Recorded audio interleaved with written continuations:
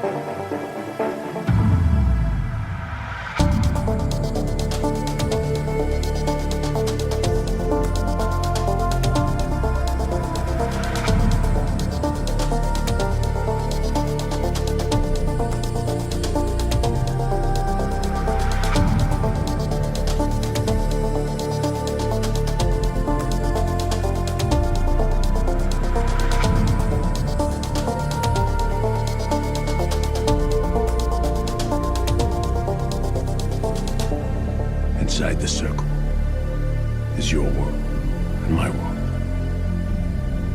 The Dark Tower stands at the center of all things. And it stood there from the beginning of time.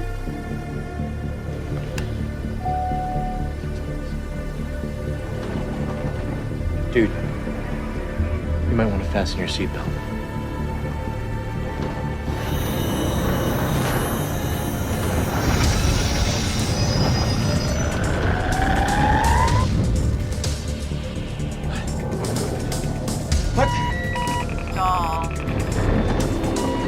Oh my God.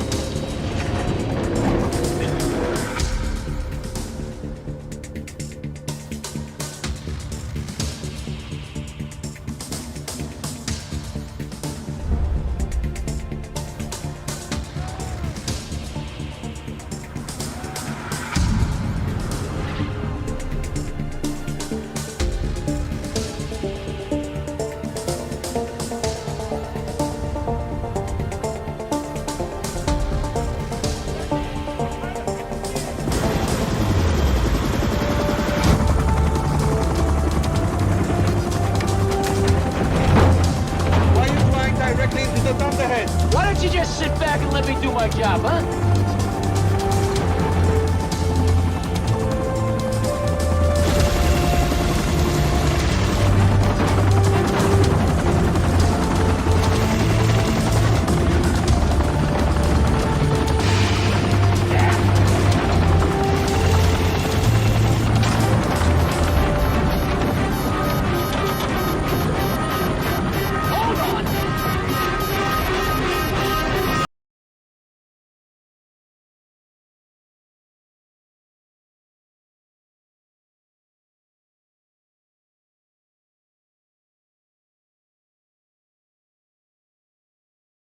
Several lion. How did that come to be? How did the whole world come to the conclusion that the Sphinx was a lion? Well, I'm gonna tell you. I'm gonna show you. It was a dog from the beginning.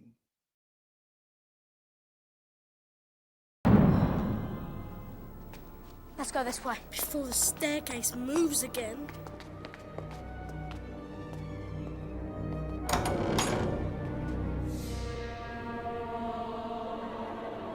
Does anybody feel like we shouldn't be here? We're not supposed to be here.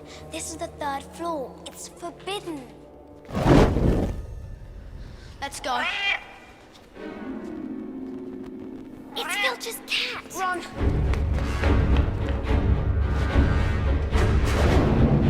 Quick!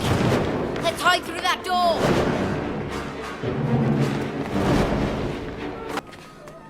A Alohomora. Standard Book of Spells, Chapter 7. Anyone here, my sweet?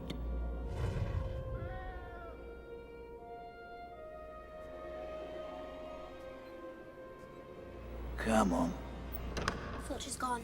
Probably thinks this door's locked. It was locked. And for good reason.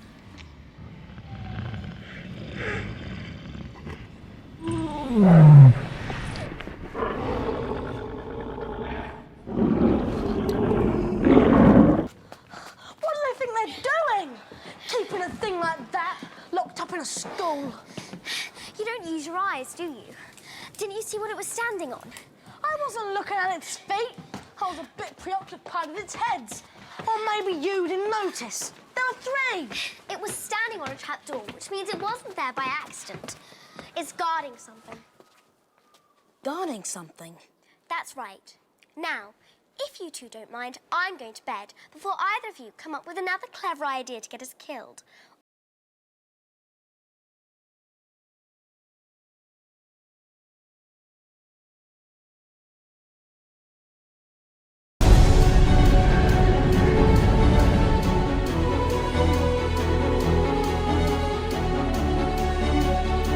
This is no mine.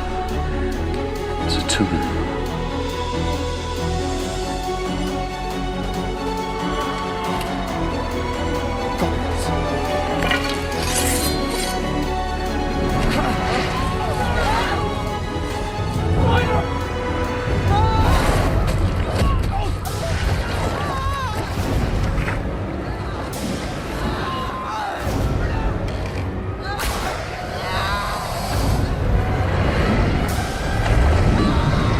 My father came to see you before he went missing. What did you say to him? To destroy the dragon and take back the Lonely Mountain. Take back your homeland.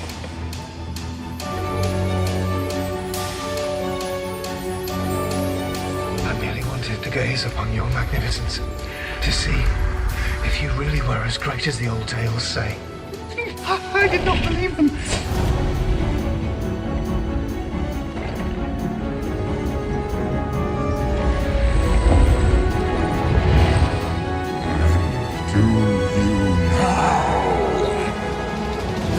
You ever looked into a hurricane and decide, maybe I should fly straight through it? You might want to hang on.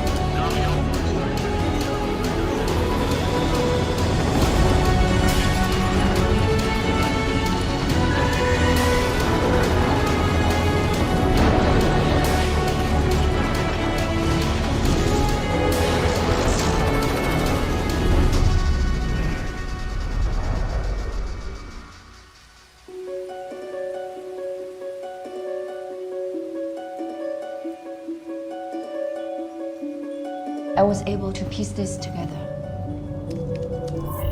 Well, he looks vaguely familiar. It tells of a great dragon who fell from the stars. A hydra whose storm swallowed both men and gods alike. Well, you mean an alien? Yes, he's not part of our natural order, and he's not meant to be here.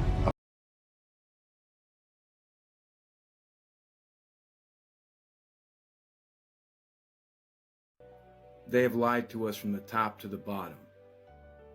We are 100% trapped here. And I wanted to bring something else to your attention.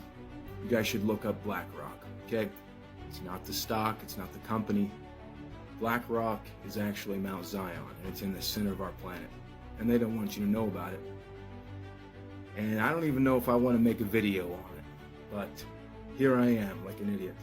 So, enjoy, you guys, do your research, and don't buy into the propaganda.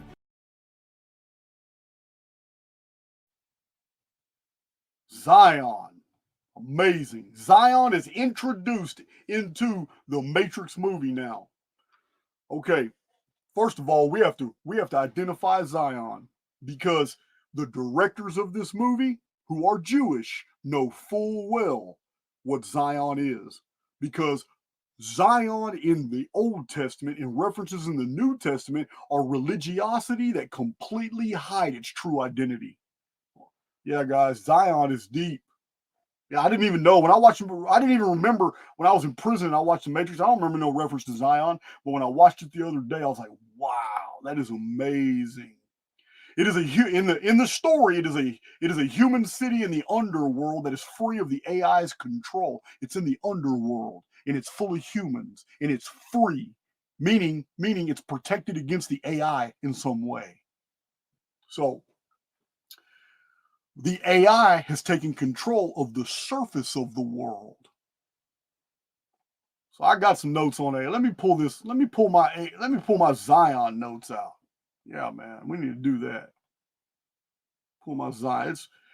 My first published book was published in 2006. It's called Lost Scriptures of Giza. In chapter 1, it has a whole chapter called Mystery of Zion.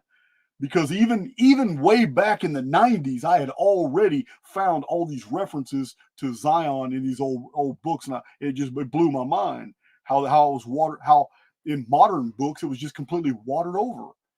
But yeah, Zion's really interesting, guys. So the clue to the identity of Zion actually comes from the Book of Jubilees. The Book of Jubilees is supposed to be a chronological history of all kinds of events that happened in Hebrew history. So in the Book of Jubilees, Zion is a place in the desert. However, Zion in Book of Jubilees is called a mountain. So we're looking for a mountain that's in a desert. That's interesting.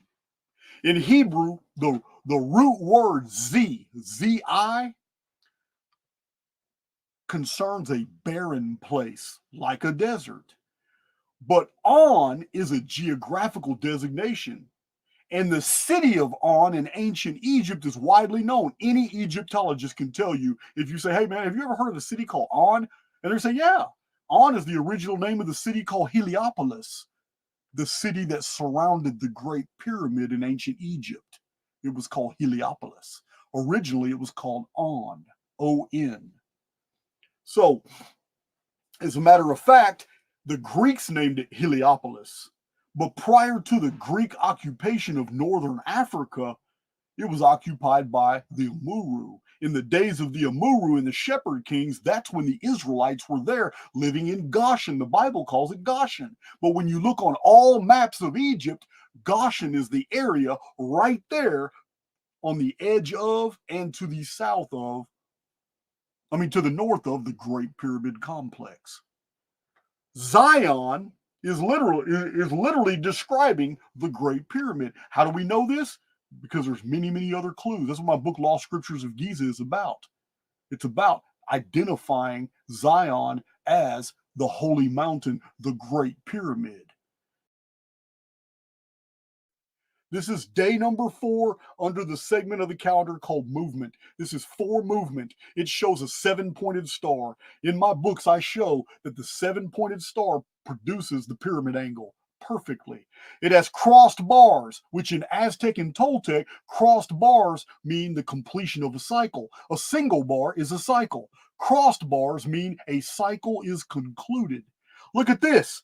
A pyramid below crossed bars with the pole star symbol, the eye, below the Aztec doomsday glyph. Do you see that? That is the Aztec doomsday symbol. Above an eye, above a pyramid, with crossed bars, meaning the cycle is complete.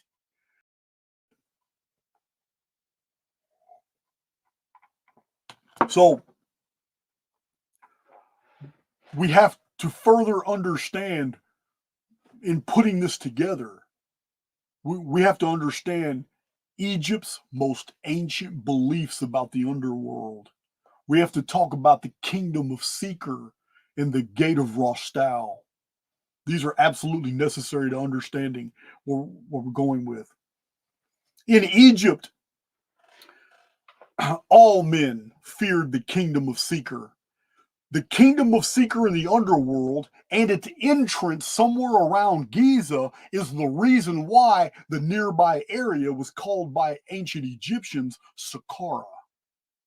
Now, he was a death god older than Osiris. Osiris was a cult after the Phoenix phenomenon. but he was older than Osiris, which puts him back into the vapor canopy period. And his realm was filled with the blackest darkness beneath walls of sand. His shrine was pyramidal, and the gate to his nether kingdom was called Rostau. It was here that the souls of the dead drifted through subterranean chambers and halls and expansive galleries of rock. Remember Ammianus Marcellinus and remember Herodotus explaining that underneath the Great Pyramid complex are levels, and in these levels were labyrinths you could get lost in. So they're in utter darkness. However, the souls of the deserving can be assisted in this dreaded journey after death by the aid of the god Thoth, the messenger god. Thoth is intrinsically connected in ancient Egypt to Anubis. Are they the same? I doubt it. To remain in the kingdom of Seeker was certain death. You would stay here forever. But through Rostau, one could get out of Seeker and enter the other world, the Tuat. Now, Rostau literally was the door of the corridors of the mountain. This is how it's described in the Egyptian Book of the Dead. Rostau was a gate called the door of the corridors of the mountain. There are no mountains in Egypt unless you're talking about a pyramid.